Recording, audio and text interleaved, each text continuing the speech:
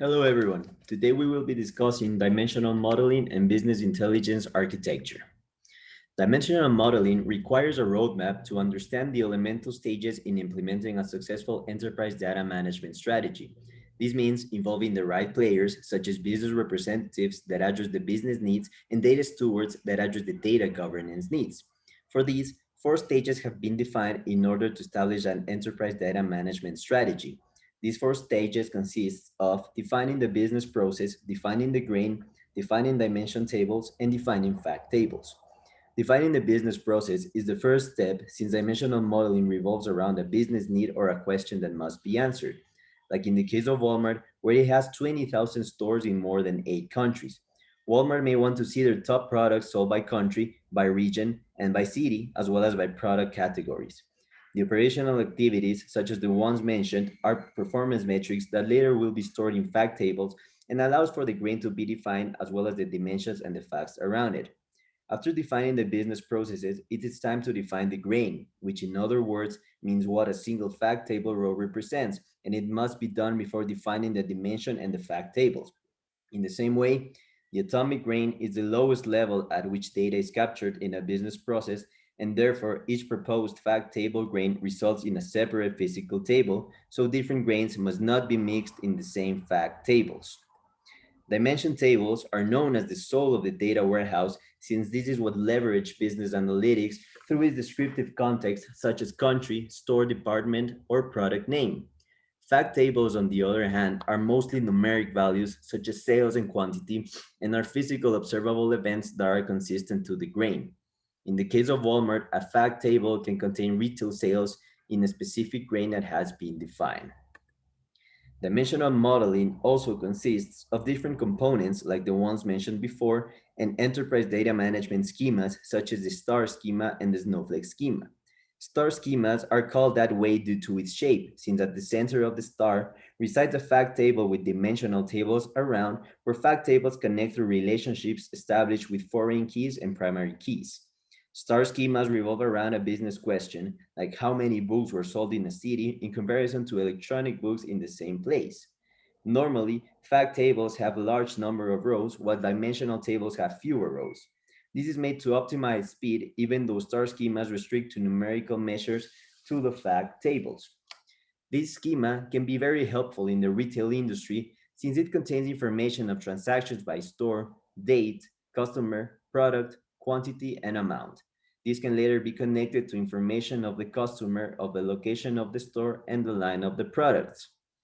On the other hand, snowflake schemas consist of hierarchical structure of dimensional tables such as continent, region, country, city, and state.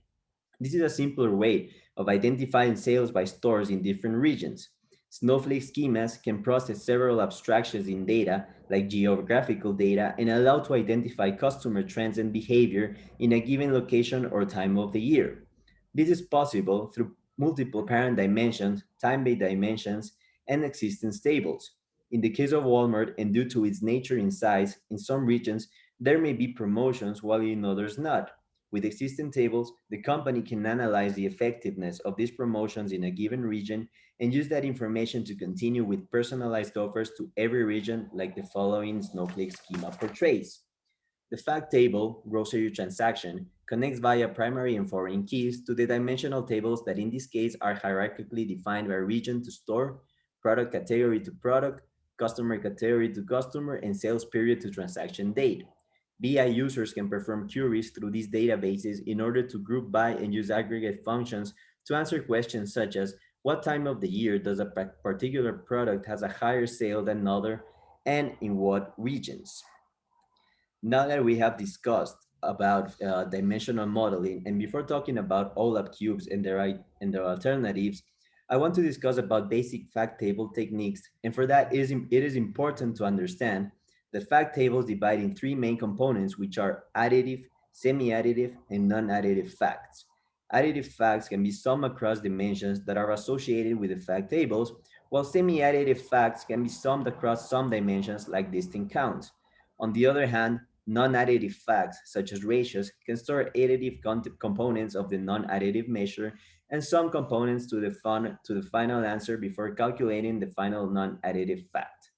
Likewise, fact tables have other facts that are important to take in consideration, such as conform facts, which are consistent in different fact tables and should be equally named, while transaction facts are the most common and are measurements at a point in space and time, allowing for slicing and dicing of data.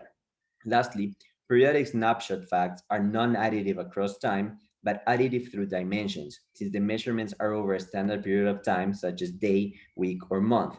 As a result, the grain in this case is the period. Periodic snapshots also can be accumulative, which results in a pipeline or workflow process that defines a start and ending point. Now, with a clearer perspective of how BI architecture works, it is important to understand that OLAP cubes contain star schemas, which are the physical foundation for building OLAP cubes, and they can vary through vendors and many other alternatives depending on the strategy and business processes of an organization. We will discuss the alternatives that are shown in the market and discuss them one by one. Rollup, or relational online analytical processing, consists of storing all data and aggregations in relational databases instead of cubes. SQL is mainly used for querying operations and it has good scalability, short load time, and text information processing. On the other hand, MOLAP, or multidimensional OLAP, is the most popular alternative and consists of data and aggregations stored in multidimensional cubes. It allows also fast query performance just like Rollup.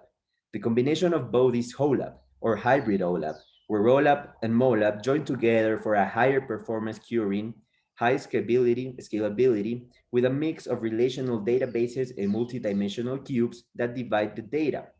Likewise, OLAP offers other alternatives that are currently being used and that will continue to increase their popularity. An example of this is the in-memory OLAP that suits better with machines that now have faster processors, allowing loading of data into memory for online querying and analysis. In the same way, CoLab or Cloud OLAP is a similar solution, but it allows information to be stored in the cloud, making it available for more business users. One last alternative is the data lakes, which are less structured than the data warehouse, and the main complex work takes place during queuing. Data lakes also require less upfront data modeling, offering more heterogeneous and numerous data sets, but at the same time, it is more hard to manage and requires advanced skills from its users in order to extract meaningful information. Nevertheless, the designing and building of OLAP cubes into dimension provides security for the data and it is easier for users to understand it and relate the information to their business needs. I hope this presentation has allowed you to understand better how dimensional modeling works through its processes, and I will see you next time. Thank you very much.